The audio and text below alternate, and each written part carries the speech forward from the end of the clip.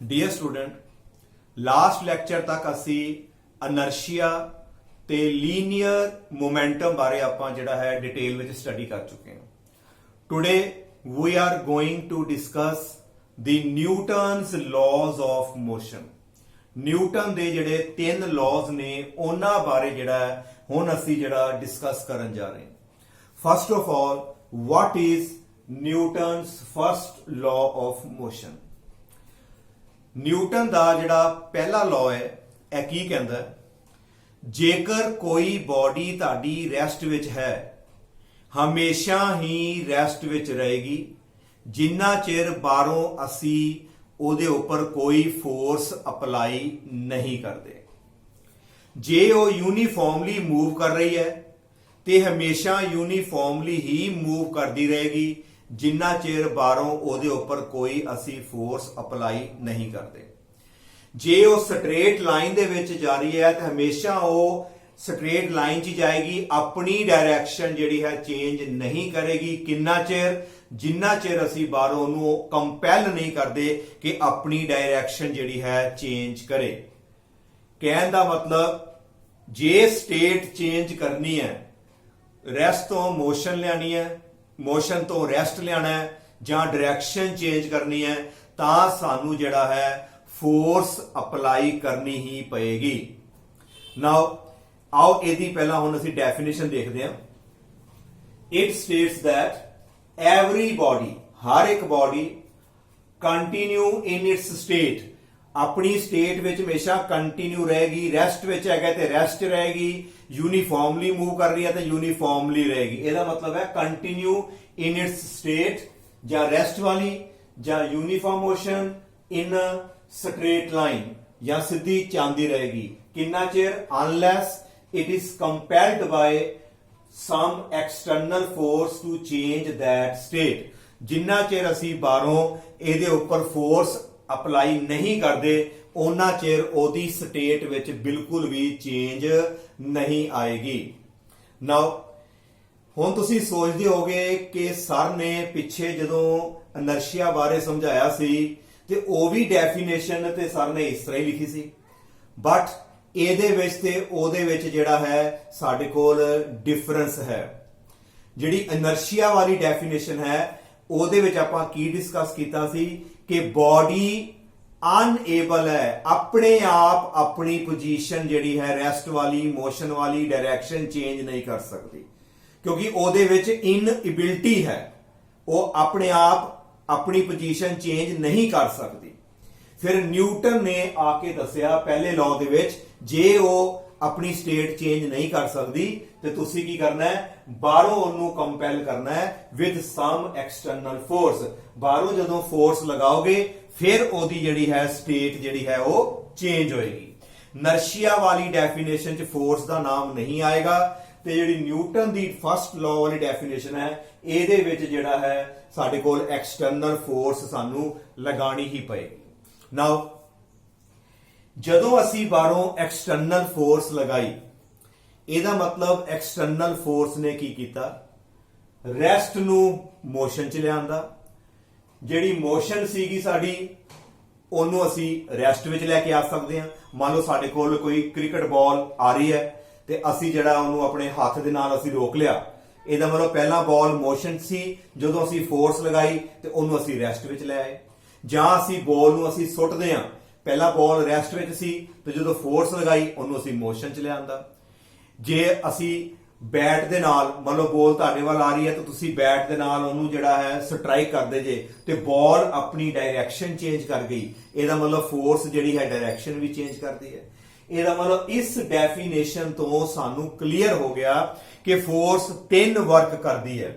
ਇੱਕ ਤੇ ਰੈਸਟ ਤੋਂ ਮੋਸ਼ਨ 'ਚ ਕਰਦੀ ਹੈ, ਮੋਸ਼ਨ ਤੋਂ ਰੈਸਟ ਵੀ ਕਰ ਸਕਦੀ ਹੈ, ਤੇ ਡਾਇਰੈਕਸ਼ਨ ਵੀ ਚੇਂਜ ਕਰ ਸਕਦੀ ਹੈ। ਇਹ ਅਸੀਂ ਫਸਟ ਲੈਕਚਰ ਵਿੱਚ ਆਪਾਂ ਡਿਸਕਸ ਕੀਤਾ ਸੀ। ਇਹਦਾ ਮਤਲਬ ਨਿਊਟਨ ਦਾ ਜਿਹੜਾ ਫਸਟ ਨਿਯਮ ਹੈ, ਇਟ ਡਿਫਾਈਨਸ ਫੋਰਸ। ਨਿਊਟਨ ਦਾ ਜਿਹੜਾ ਪਹਿਲਾ ਨਿਯਮ ਹੈ ਇਹ ਫੋਰਸ ਦੀ ਡੈਫੀਨੇਸ਼ਨ ਐਕਸਪਲੇਨ ਕਰਦਾ ਹੈ। What is force?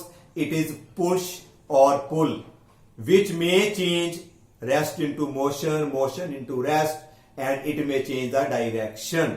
ਇਹਦਾ ਮਤਲਬ Newton first law define what? It define force. Now it is also called law of inertia. Newton ਦਾ ਜਿਹੜਾ ਪਹਿਲਾ law ਹੈ ਇਸ ਨੂੰ ਅਸੀਂ law of inertia ਵੀ ਕਹਿੰਦੇ ਨੇ। ਹਾਂਜੀ, ਕਿਉਂ ਅਸੀਂ ਇਹਨੂੰ law of inertia ਕਹਿੰਦੇ ਹਾਂ? Now ਨਿਊਟਨ ਦਾ ਪਹਿਲਾ ਲਾ ਕਹਿੰਦਾ ਹੈ ਜੇ ਸਟੇਟ ਚੇਂਜ ਕਰਨੀ ਹੈ ਤਾਂ ਫੋਰਸ ਅਪਲਾਈ ਕਰੋ। ਪਰ ਕੁਐਸਚਨ ਹੈ ਫੋਰਸ ਕਿਉਂ ਅਪਲਾਈ ਕਰੋ? ਕਿਉਂਕਿ ਬੋਡੀ ਆਪਣੇ ਆਪ ਆਪਣੀ ਸਟੇਟ ਚੇਂਜ ਨਹੀਂ ਕਰ ਰਹੀ। ਜੇ ਬੋਡੀ ਆਪਣੀ ਸਟੇਟ ਚੇਂਜ ਨਹੀਂ ਕਰ ਰਹੀ ਇਹਦਾ ਮਤਲਬ ਬੋਡੀ ਦੇ ਵਿੱਚ ਇਨਐਬਿਲਿਟੀ ਹੈ। Body is unable to change its state by itself. ਸਾਨੂੰ ਬਾਹਰੋਂ ਫੋਰਸ ਲਗਾਉਣ ਦੀ ਲੋੜ ਪੈ ਰਹੀ ਹੈ ਤਦੇ ਸਟੇਟ ਚੇਂਜ ਹੋ ਰਹੀ ਹੈ, ਆਪਣੇ ਆਪ ਕਿਉਂ ਨਹੀਂ ਕਰ ਰਹੀ? ਕਿਉਂਕਿ ਬੋਡੀ ਜਿਹੜੀ ਆ ਅਨਏਬਲ ਹੈ। And that inability is called inertia. Therefore Newton first law define law of inertia. Newton first law ਤੋਂ force ਦੀ definition ਨਿਕਲੀ। Newton first law ਨੇ ਸਾਨੂੰ inertia ਜਿਹੜਾ ਹੈ ਇਹਨੂੰ ਵੀ ਸਾਨੂੰ ਜਿਹੜਾ ਉਹਨੇ explain ਕਰ ਦਿੱਤਾ। Now next point, Newton ਦਾ ਜਿਹੜਾ first law ਹੈ it is a qualitative law. Newton ਦਾ ਜਿਹੜਾ ਫਸਟ ਨਿਯਮ ਹੈ ਉਸ ਨੂੰ ਅਸੀਂ ਬੋਲਦੇ ਹਾਂ ਕੁਆਲੀਟੇਟਿਵ ਲਾਅ।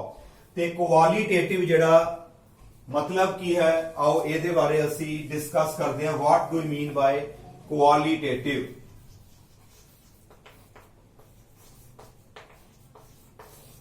ਨਿਊਟਨ ਦਾ ਫਸਟ ਲਾਅ ਇਟ ਇਜ਼ ਕੁਆਲੀਟੇਟਿਵ।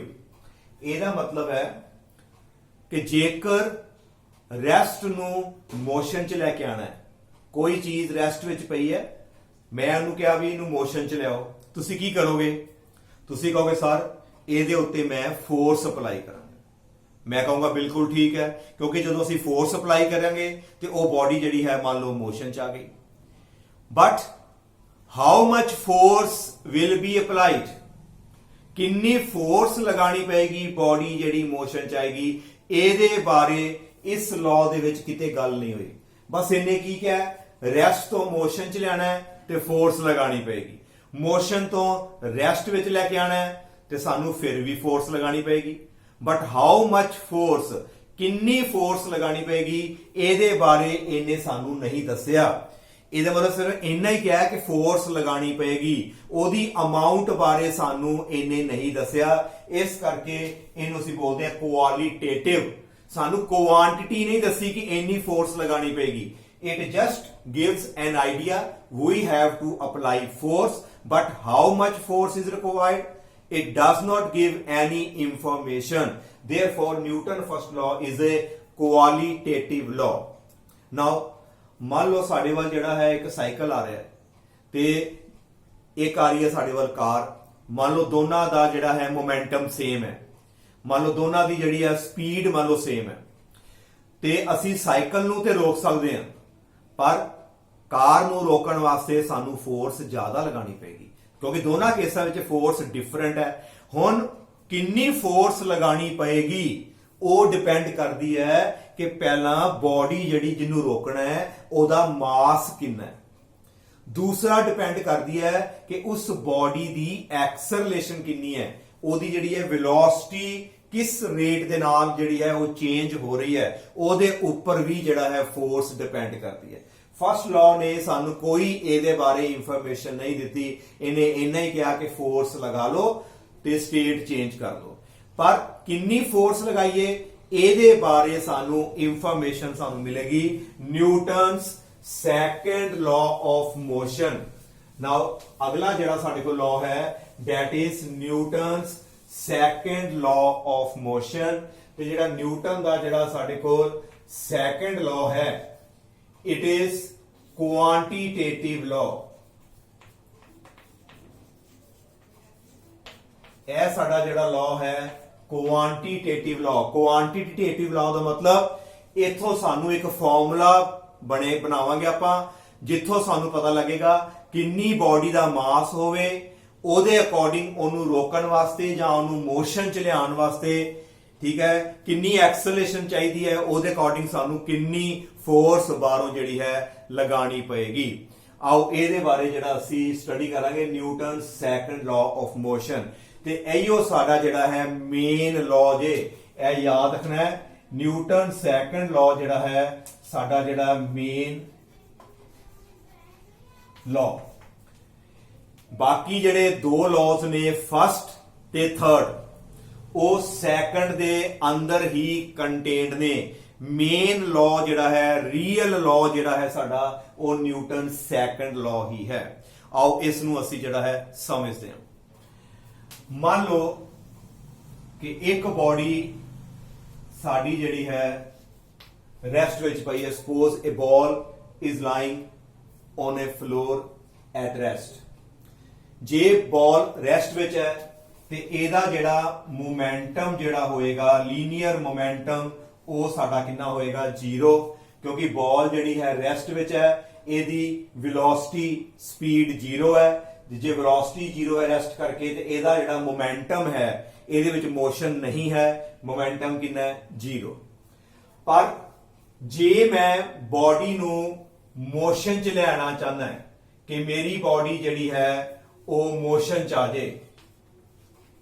ਜੇ ਬਾਡੀ ਨੂੰ ਅਸੀਂ ਮੋਸ਼ਨ 'ਚ ਲਿਆਣਾ ਚਾਹੁੰਦੇ ਆ ਤੇ ਫਸਟ ਲਾਅ ਕੀ ਕਹਿੰਦਾ ਹੈ ਸਾਨੂੰ ਬਾਹਰੋਂ ਇਹਦੇ ਉੱਪਰ ਜਿਹੜੀ ਹੈ ਫੋਰਸ ਅਪਲਾਈ ਕਰਨੀ ਪਏਗੀ। ਜਦੋਂ ਮੈਂ ਬਾਹਰੋਂ ਫੋਰਸ ਅਪਲਾਈ ਕਰਾਂਗਾ ਮੇਰੀ ਬਾਡੀ ਜਿਹੜੀ ਹੈ ਉਹ ਮੋਸ਼ਨ 'ਚ ਆ ਜਾਏਗੀ।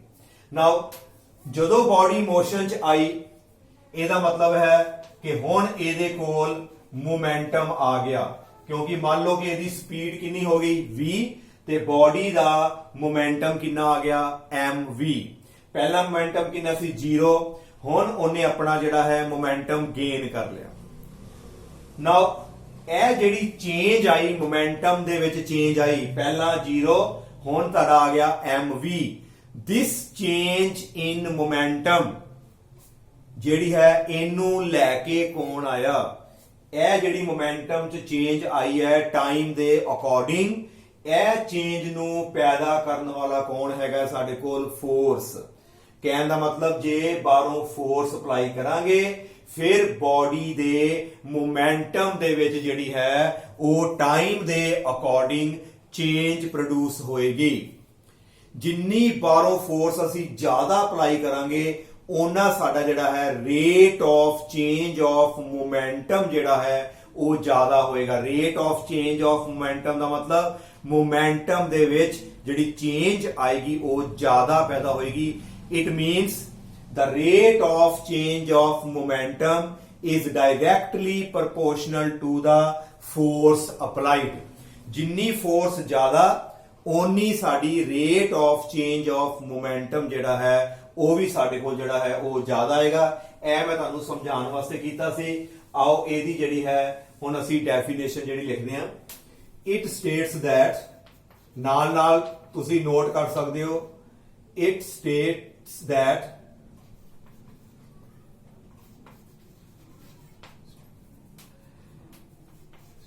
the rate of change of linear momentum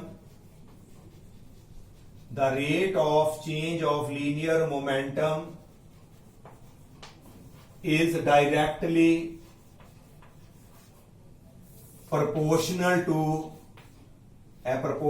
proportional to the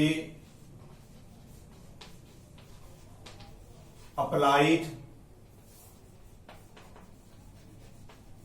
external force।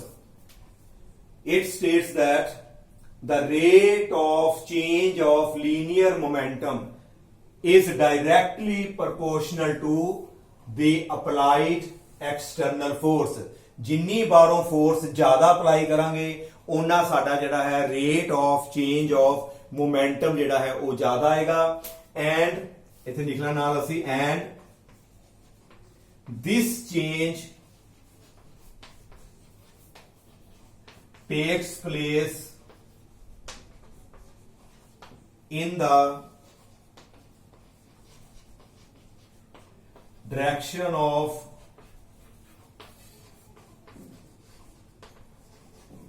Force applied ਤੇ ਇਹ ਜਿਹੜੀ ਸਾਡੀ ਚੇਂਜ ਹੈ ਉਧਰ ਨੂੰ ਆਏਗੀ ਜਿੱਧਰ ਨੂੰ ਅਸੀਂ ਜਿਹੜਾ ਹੈ ਫੋਰਸ ਅਪਲਾਈ ਕਰਾਂਗੇ। ਆਈ ਥਿੰਕ ਕਿ ਤੁਹਾਨੂੰ ਜਿਹੜਾ ਹੈ ਇਹ ਡੈਫੀਨੇਸ਼ਨ ਕਲੀਅਰ ਹੋ ਗਈ ਕਿ ਜੇ ਮੋਮੈਂਟਮ 'ਚ ਚੇਂਜ ਲਿਆਣੀ ਹੈ ਤੇ ਸਿੱਧੀ ਜੀ ਗੱਲ ਬਾਹਰੋਂ ਫੋਰਸ ਸਾਨੂੰ ਅਪਲਾਈ ਕਰਨੀ ਪਏਗੀ। ਜੇ ਚੇਂਜ ਜ਼ਿਆਦਾ ਲੈ ਕੇ ਆਣੀ ਹੈ ਤੇ ਜ਼ਿਆਦਾ ਫੋਰਸ ਅਪਲਾਈ ਕਰੋਗੇ ਤੇ ਜੇ ਤੁਸੀਂ ਘੱਟ ਚੇਂਜ ਲੈ ਕੇ ਆਣੀ ਹੈ ਤੇ ਘੱਟ ਫੋਰਸ ਅਪਲਾਈ ਕਰੋਗੇ ਤੇ ਜੇ ਬਾਹਰੋਂ ਅਸੀਂ ਫੋਰਸ ਅਪਲਾਈ ਨਹੀਂ ਕਰਦੇ ਫਿਰ ਕੀ ਹੋਏਗਾ ਤੁਹਾਡਾ ਜਿਹੜਾ rate of change of momentum zero ਹੋਏਗਾ। ਕਹਿਣ ਦਾ ਮਤਲਬ ਹੈ ਟਾਈਮ ਦੇ ਅਕੋਰਡਿੰਗ ਤੁਹਾਡੇ ਮੋਮੈਂਟਮ ਵਿੱਚ ਕੋਈ ਚੇਂਜ ਨਹੀਂ ਆਏਗੀ। ਆਓ ਇਸ ਸਾਰੀ ਡੈਫੀਨੇਸ਼ਨ ਨੂੰ ਅਸੀਂ ਜਿਹੜਾ ਹੈ ਮੈਥਮੈਟਿਕਲੀ ਕਿਸ ਤਰ੍ਹਾਂ ਲਿਖਾਂਗੇ। Now this is the force applied, it is directly proportional to rate of change of momentum dp by dt। ਇਹ ਅੱਗੇ ਵੀ ਅਸੀਂ ਪੜਿਆ ਸੀ ਜਦੋਂ ਅਸੀਂ ਇਕੁਏਸ਼ਨਸ ਆਫ ਮੋਸ਼ਨ ਡਰਾਈਵ ਕੀਤੀਆਂ। Rate of change of linear momentum, ਇਹ ਪੂਰੀ ਇਕੁਏਸ਼ਨ ਨੂੰ ਕੀ ਪੜਨਾ ਹੈ? ਰੇਟ ਮੈਨੇ ਟਾਈਮ ਦੇ according rate of change of linear momentum, ਮਤਲਬ ਮੋਮੈਂਟਮ ਦੇ ਵਿੱਚ ਜਿਹੜੀ ਚੇਂਜ ਆਏਗੀ ਉਹ ਕਿਹਦੇ ਕਰਕੇ ਆਏਗੀ? ਟਾਈਮ ਦੇ ਅਕੋਰਡਿੰਗ ਜਿਹੜੀ ਚੇਂਜ ਆਏਗੀ ਉਹਨੂੰ ਚੇਂਜ ਨੂੰ ਲਿਆਉਣ ਵਾਲਾ ਕੌਣ ਹੈ? ਬਾਹਰੋਂ ਜਿਹੜੀ ਅਸੀਂ ਫੋਰਸ ਅਪਲਾਈ ਕਰਾਂਗੇ। ਇਹ ਸਾਰੀ ਡੈਫੀਨੇਸ਼ਨ ਨੂੰ ਅਸੀਂ ਪੜ੍ਹਦੇ ਹਾਂ। The time rate of change of linear momentum is directly proportional to the external force applied, and this change in momentum takes place in the direction of force। ਜਿੱਧਰ ਨੂੰ force ਲਗਾਓਗੇ ਉਧਰ ਨੂੰ ਹੀ ਸਾਡੀ ਜਿਹੜੀ ਹੈ ਉਹ ਚੇਂਜ ਆਏਗੀ। ਨਾਓ ਇਸ ਸ਼ਾਰਟਕਟ ਜਿਹੜਾ ਹੈ ਸਾਡਾ ਨਿਊਟਨ ਦਾ ਜਿਹੜਾ ਹੈ ਸਾਡੇ ਕੋਲ ਸੈਕੰਡ ਲਾਅ। ਅਸੀਂ ਜਦੋਂ ਪ੍ਰੋਪੋਰਸ਼ਨਲ ਦਾ ਸਾਈਨ ਹਟਾਵਾਂਗੇ ਇੱਥੇ ਅਸੀਂ ਕੋਈ ਕਨਸਟੈਂਟ ਲਗਾਵਾਂਗੇ। ਇੱਥੇ ਆ ਗਿਆ ਸਾਡੇ ਕੋਲ dp by dt, f is equal to k dp divided by dt, but k equal to 1। ਭਾਵੇਂ ਸਿਸਟਮ ਅਸੀਂ SI ਲੈਨੇ ਆ ਭਾਵੇਂ ਅਸੀਂ CGS ਸਿਸਟਮ ਲੈਨੇ ਆ, ਹਮੇਸ਼ਾ k ਦੀ ਵੈਲਿਊ ਜਿਹੜੀ ਹੈ ਜਦੋਂ ਅਸੀਂ ਐਕਸਪੈਰੀਮੈਂਟਲੀ ਫਾਈਂਡ ਆਊਟ ਕੀਤੀ ਤੇ ਸਾਡੀ ਜਿਹੜੀ ਹੈ ਵੈਲਿਊ k ਦੀ ਜਿਹੜੀ ਆਈ ਹੈ ਇਟ ਇਜ਼ ਇਕੁਅਲ ਟੂ 1। ਇੱਥੇ ਅਸੀਂ 1 ਪੁੱਟ ਕਰ ਦਾਂਗੇ, therefore f will be equal to ਸਾਡੇ ਕੋਲ ਆ ਗਿਆ dp by dt। now what is p?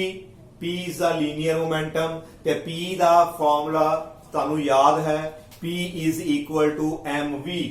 ਆਪਾਂ ਲਿਖਾਂਗੇ but p equal to mv।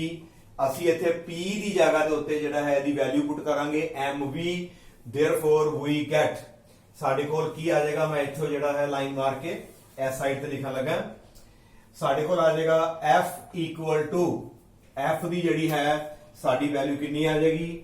d by dt ਤੇ p ਦੀ ਜਗ੍ਹਾ ਤੇ ਸਾਡੇ ਕੋਲ ਜਿਹੜਾ ਹੈ ਆ ਜਾਏਗਾ ਸਾਡੇ ਕੋਲ mv।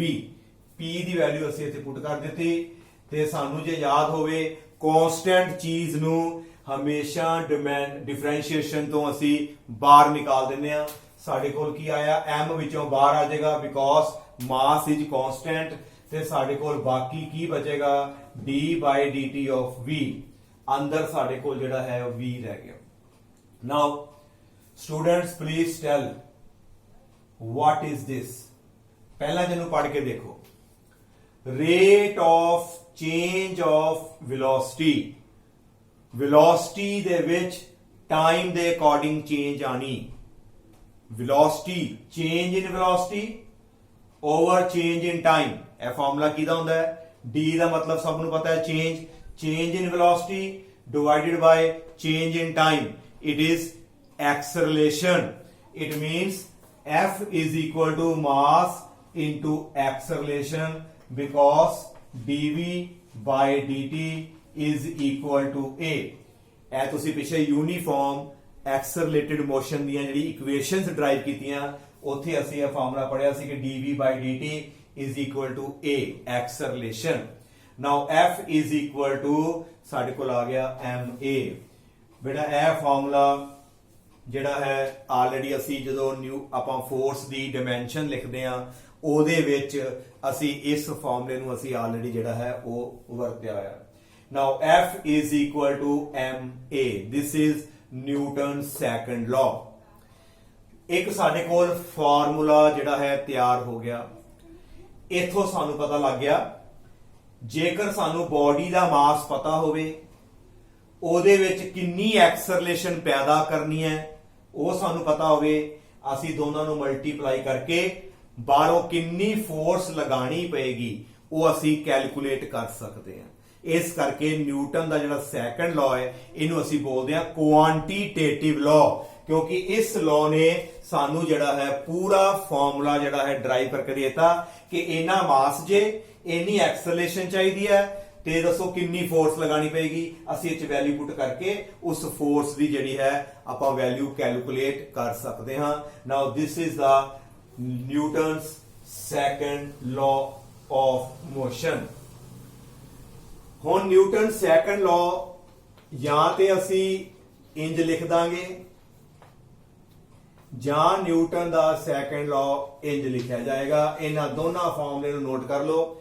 ਇਹ ਫਾਰਮੂਲਾ ਡੈਫੀਨੇਸ਼ਨ ਦੇ ਅਕੋਰਡਿੰਗ ਹੈ ਤੇ ਜਦੋਂ ਇਹਨੂੰ ਅਸੀਂ ਸੋਲਵ ਕਰਤਾ p ਦੀ ਵੈਲਿਊ ਪੁੱਟ ਕਰਤੀ ਸਾਡੇ ਕੋਲ ਆ ਬਣ ਗਿਆ। ਇਹ ਸਾਡਾ ਇੱਕ ਫਾਈਨਲ ਫਾਰਮੂਲਾ ਹੈ। ਇਥੋਂ ਡੈਫੀਨੇਸ਼ਨ ਬਣੇਗੀ ਤੇ ਇਹ ਸਾਡਾ ਇੱਕ ਜਿਹੜਾ ਹੈ ਫਾਈਨਲ ਰਿਜ਼ਲਟ ਹੈ। F is equal to ਸਾਡੇ ਕੋਲ ਕਿੰਨਾ ਆਏਗਾ ma। ਨਾਓ ਪਲੀਜ਼ ਟੈਲ, ਇੱਕ ਕੁਐਸਚਨ ਹੈ ਸਾਡੇ ਕੋਲ ਛੋਟਾ ਜਿਹਾ। ਮੰਨ ਲਓ ਬਾਹਰੋਂ ਫੋਰਸ ਅਸੀਂ ਅਪਲਾਈ ਨਹੀਂ ਕੀਤੀ ਤੇ ਬਾਡੀ ਦੀ ਮੋਸ਼ਨ ਬਾਰੇ ਆਪਾਂ ਡਿਸਕਸ ਕਰਨਾ ਹੈ। ਬਾਹਰੋਂ ਮੈਂ ਫੋਰਸ ਐਕਸਟਰਨਲ ਅਪਲਾਈ ਨਹੀਂ ਕਰਦਾ, ਕੋਈ ਫੋਰਸ ਮੈਂ ਨਹੀਂ ਅਪਲਾਈ ਕੀਤੀ, ਠੀਕ ਹੈ। ਬਾਹਰੋਂ ਕੋਈ ਫੋਰਸ ਐਕਟ ਜਿਹੜੀ ਹੈ ਨਹੀਂ ਕਰ ਰਹੀ, ਨਾ ਕੋਈ ਫ੍ਰਿਕਸ਼ਨ ਹੈ ਨਾ ਅਸੀਂ ਕੋਈ ਫੋਰਸ ਅਪਲਾਈ ਕਰ ਰਹੇ। Then discuss what will be the type of motion, motion ਦੀ ਟਾਈਪ ਕਿਸ ਤਰ੍ਹਾਂ ਦੀ ਹੋਏਗੀ, ਆਓ ਇਹਦੇ ਬਾਰੇ ਆਪਾਂ ਡਿਸਕਸ ਕਰਦੇ ਹਾਂ। ਮੰਨ ਲਓ ਸਪੋਜ਼ ਕੁਐਸਚਨ ਹੈ if F is equal to 0, ਜੇ ਬਾਹਰੋਂ ਫੋਰਸ ਅਸੀਂ ਨਹੀਂ ਅਪਲਾਈ ਕੀਤੀ then what will be the type of motion ਦੀ ਜਿਹੜੀ ਹੈ ਟਾਈਪ ਕਿਸ ਤਰ੍ਹਾਂ ਦੀ ਹੋਏਗੀ, ਆਓ ਇਹਦੇ ਬਾਰੇ ਜਿਹੜਾ ਆਪਾਂ ਹੁਣ ਡਿਸਕਸ ਕਰਦੇ ਹਾਂ। ਮੰਨ ਲਓ ਕਿ ਫੋਰਸ ਅਸੀਂ ਬਾਹਰੋਂ ਐਕਸਟਰਨਲ ਫੋਰਸ ਨਹੀਂ ਲਗਾਈ, ਇੱਥੇ ਅਸੀਂ 0 ਭਰਾਂਗੇ। ਇਹਦਾ ਮਤਲਬ ਸਾਡਾ ਜਿਹੜਾ ਹੈ F ma ਜਿਹੜਾ ਕੀ ਬਣ ਜਾਏਗਾ ਹੇਅਰ ਸਾਡੇ ਕੋਲ F ਕਿੰਨਾ ਹੈ 0, ਦਿਸ ਇੰਪਲਾਈ ma ਵੀ 0 ਆਏਗਾ। ਜੇ ਸਾਡੇ ਕੋਲ F 0 ਹੈ ਇਹਦਾ ਮਤਲਬ ma ਸਾਡੇ ਕੋਲ ਕਿੰਨਾ ਆ ਗਿਆ 0 ਆ ਗਿਆ। ਨਾਓ ਜੇ ma 0 ਹੈ it means a will be equal to 0, ਕਿਉਂਕਿ ਮਾਸ ਕਦੀ 0 ਨਹੀਂ ਹੋ ਸਕਦਾ। ਮਾਸ is not equal to 0। ਜਾਂ ਤੇ ma 0 ਦਾ ਮਤਲਬ ਹੈ ਇਹਨਾਂ ਦੋਨਾਂ ਵਿੱਚੋਂ ਇੱਕ 0 ਹੋਏਗਾ ਜਿਹਨੇ ਸਾਰਾ 0 ਕਰਤਾ। ਮਾਸ ਤੇ ਕਦੀ 0 ਹੋ ਨਹੀਂ ਸਕਦਾ, ਬਾਡੀ ਦਾ ਭਾਰ ਤੇ ਰਹੇਗਾ। ਇਹਦਾ ਮਤਲਬ ਸਾਡੀ ਐਕਸਲਰੇਸ਼ਨ ਕਿੰਨੀ ਆ ਗਈ 0 ਆ ਗਈ। Acceleration is 0। ਅੱਗੇ ਦੱਸੋ ਜਰਾ ਵੀ ਨੋ ਦੈਟ, ਸਾਨੂੰ ਪਤਾ ਹੈ ਇੱਕ ਇਕੁਏਸ਼ਨ ਅਸੀਂ ਪੜ੍ਹੀ ਆ v is equal to u plus at। ਅਸੀਂ ਪਹਿਲੀ ਇਕੁਏਸ਼ਨ ਪੜ੍ਹੀ ਸੀ v is equal to u plus at। ਸਾਡੇ ਕੋਲ a ਕਿੰਨਾ ਹੈ 0, ਇੱਥੇ 0 ਭਰ ਦਿੰਦੇ ਆ। ਦਿਸ employee v equal to u plus ਸਾਰਾ 0 ਹੋ ਗਿਆ ਤੇ v equal to u, v ਕਿਹਦੇ ਕੋਲ ਆ ਗਿਆ ਸਾਡੇ ਕੋਲ u। ਫਾਈਨਲ ਵੈਲੋਸਿਟੀ ਤੇ ਇਨੀਸ਼ੀਅਲ ਵੈਲੋਸਿਟੀ ਇਕੁਅਲ ਹੋ ਗਈ। ਜੇ ਬਾਹਰੋਂ ਫੋਰਸ ਨਹੀਂ ਅਪਲਾਈ ਕਰਦੇ ਕੋਈ ਐਕਸਲਰੇਸ਼ਨ ਨਹੀਂ ਆਏਗੀ। ਐਕਸਲਰੇਸ਼ਨ ਦਾ ਮਤਲਬ ਹੈ ਚੇਂਜ ਇਨ ਵੈਲੋਸਿਟੀ ਨਹੀਂ ਹੋਏਗੀ। ਜੇ ਐਕਸਲਰੇਸ਼ਨ ਨਹੀਂ ਹੋਈ ਇਹਦਾ ਮਤਲਬ ਹੈ ਜਿੰਨੀ ਫਾਈਨਲ ਉਹੀਓ ਸਾਡੀ ਇਨੀਸ਼ੀਅਲ। ਇਹਦਾ ਮਤਲਬ ਸਾਡੀ ਵੈਲੋਸਿਟੀ ਦੇ ਵਿੱਚ ਕੋਈ ਚੇਂਜ ਨਹੀਂ ਆਈ। ਤੇ ਜੇ ਵੈਲੋਸਿਟੀ ਵਿੱਚ ਚੇਂਜ ਨਹੀਂ ਆਈ ਤੇ ਸਾਡੀ ਜਿਹੜੀ ਹੈ ਮੋਸ਼ਨ ਕਿਸ ਤਰ੍ਹਾਂ ਦੀ ਹੋਏਗੀ, ਸਾਡੀ ਜਿਹੜੀ ਹੈ ਮੋਸ਼ਨ ਉਹ ਯੂਨੀਫਾਰਮ ਹੋਏਗੀ because final velocity is equal to initial. ਜੇ ਇਨੀਸ਼ੀਅਲ 10 ਹੈ ਫਾਈਨਲ ਵੀ 10 ਹੈ, ਇਹਦਾ ਮਤਲਬ ਸਾਡੀ ਵੈਲੋਸਿਟੀ 'ਚ ਚੇਂਜ ਨਹੀਂ ਆ ਰਹੀ, ਇਹਦਾ ਮਤਲਬ ਸਾਡੀ ਮੋਸ਼ਨ ਜਿਹੜੀ ਹੈ ਉਹ ਯੂਨੀਫਾਰਮ ਮੋਸ਼ਨ ਹੋਏਗੀ। ਇਟ ਮੀਨਸ ਯੂਨੀਫਾਰਮ ਮੋਸ਼ਨ ਵਾਸਤੇ ਕੋਈ ਫੋਰਸ ਦੀ ਜ਼ਰੂਰਤ ਨਹੀਂ ਹੁੰਦੀ। ਇਹ ਯਾਦ ਰੱਖਣਾ ਹੈ, no force is required, no force is required for uniform motion. This is very important question of 2 marks. No force is required for uniform motion. Force ਸਿਰਫ ਤੇ ਸਿਰਫ ਕਾਦੀ ਗੱਲੋਂ ਚਾਹੀਦੀ ਹੈ, ਜੇ ਤੁਸੀਂ ਐਕਸਲਰੇਟਿਡ ਮੋਸ਼ਨ ਪੈਦਾ ਕਰਨੀ ਹੈ। ਫੋਰਸ ਜਿੱਥੇ ਲੱਗੇਗੀ ਉੱਥੇ ਐਕਸਲਰੇਸ਼ਨ ਆਏਗੀ, ਤੇ ਜੇ ਫੋਰਸ ਨਹੀਂ ਲੱਗੇਗੀ ਤੇ ਐਕਸਲਰੇਸ਼ਨ ਜ਼ੀਰੋ ਹੋਏਗੀ ਤੇ ਮੋਸ਼ਨ ਤੁਹਾਡੀ ਯੂਨੀਫਾਰਮ। ਇਹ 2 ਲਾਈਨਾਂ ਆਪਣੀ ਕਾਪੀ ਤੇ ਨੋਟ ਕਰ ਲਿਓ। No force is required for uniform motion. Force is required only for accelerated motion. Force ਜਿਹੜੀ ਹੈ ਸਿਰਫ ਤੇ ਸਿਰਫ ਸਾਡੀ ਐਕਸਲਰੇਟਿਡ ਮੋਸ਼ਨ ਵਾਸਤੇ ਹੀ ਸਾਨੂੰ ਜਿਹੜੀ ਹੈ ਉਹ ਚਾਹੀਦੀ ਹੈ। ਨਾਓ ਆਓ ਇਹਦੇ ਹੁਣ ਅਸੀਂ ਯੂਨਿਟ ਡਿਫਾਈਨ ਕਰਦੇ ਹਾਂ, units of force.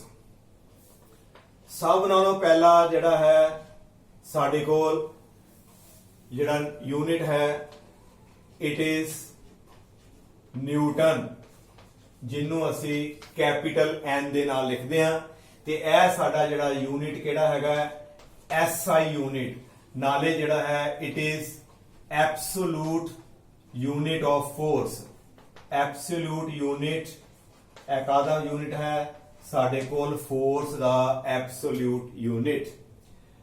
Now what is the SI unit of force?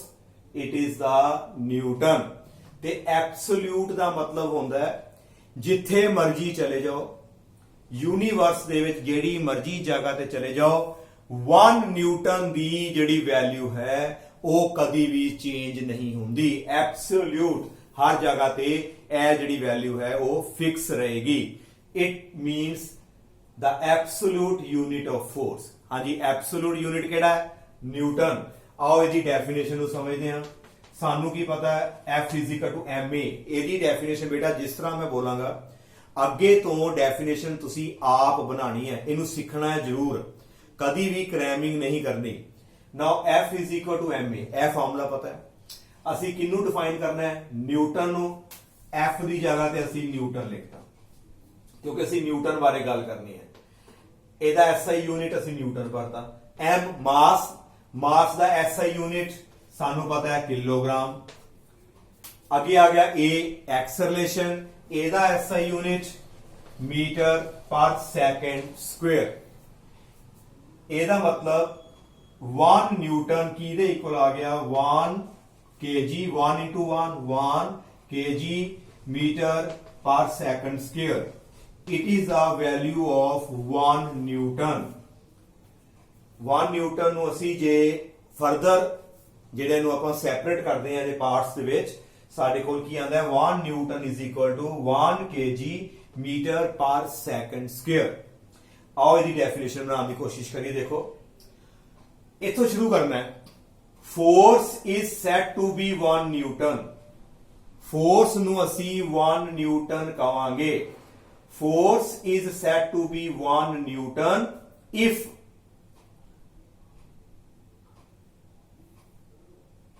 it produces an acceleration of 1 meter per second square in a body of mass 1 kilogram। ਜੇਕਰ 1 ਕਿਲੋਗ੍ਰਾਮ ਬੋਡੀ ਦੇ ਵਿੱਚ 1 ਮੀਟਰ ਪਰ ਸੈਕਿੰਡ ਸਕੁਅਰ ਉਹਦੀ acceleration ਪੈਦਾ ਹੋ ਜਾਏ ਤੇ ਇਹਦਾ ਮਤਲਬ ਸਾਡੀ ਜਿਹੜੀ ਫੋਰਸ ਹੈ ਉਹਨੂੰ ਅਸੀਂ 1 ਨਿਊਟਨ ਕਹਾਂਗੇ। ਫਿਰ ਦੇਖੋ, force is said to be 1 Newton which will produce an acceleration of 1 meter per second square in a body of mass 1 kilogram।